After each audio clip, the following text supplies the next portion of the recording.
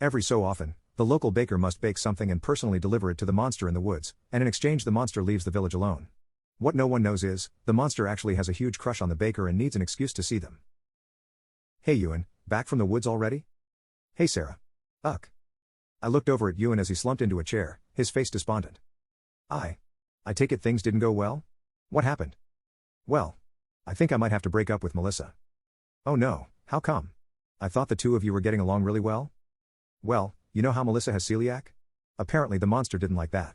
Said something about how it could smell the bread hater on me. And that if I kept delivering goods with that stench on me, it might just burn down the whole village.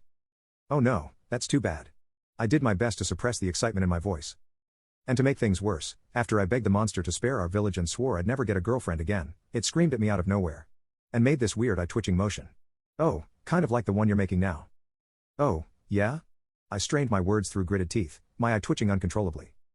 Yeah, and then it said that if I didn't get a new girlfriend, it would burn down the whole town. But not just any girlfriend, the monster put some crazy restrictions. What kind of restrictions? For one thing, she has to have brown hair. I twirled a strand of my brown hair around my finger. Hey, lots of girls in town have brown hair. Anything else? And she has to have blue eyes. I stared daggers at him, my eyes shining a brilliant blue. And she has to have lived next door to me for her whole life, and have the last name Henderson, and her first name has to start with S, and if any of those conditions aren't met, it'll burn the whole town to ashes. I, Sarah Henderson, dug my nails into my forearm in anticipation. So, Ewan, is there anything you want to say to me, then? Ewan took a deep breath. Sarah, I think I'm going to have to date your sister. Ewan. Sheila's 3 years old. You can't date her. Well, it's between that and the village burning down. I don't have a whole lot of options here. Oh, Sarah, I think you're bleeding. Ewan. I forcibly unclenched my nails from my forearm and tried to suppress the urge to punch him in the face. What? About? Me? You? Well, you went on that one camping trip when we were 7, remember? So you haven't lived next door to me your whole life. That doesn't count. Yes it does.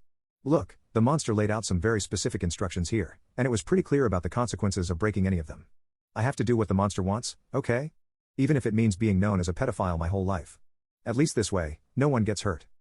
Look, Ewan, I'm sure if the monster were here, right here, in this very room, it would tell you that dating a 3-year-old was not what it intended. It's a monster, Sarah. How can any of us know what it intended? All it thinks about is burning the village down. Oh, and baked goods. And now, apparently, my love life. I groaned. All right, here's what you are going to do. You are not going to tell my parents, or creep on my sister. Tomorrow, you are going to march back out there, into those woods, and have the monster clarify exactly where it stands on relationships between teenage boys and young toddlers, and whether a 2-week camping trip exempts someone from having lived next to another person for their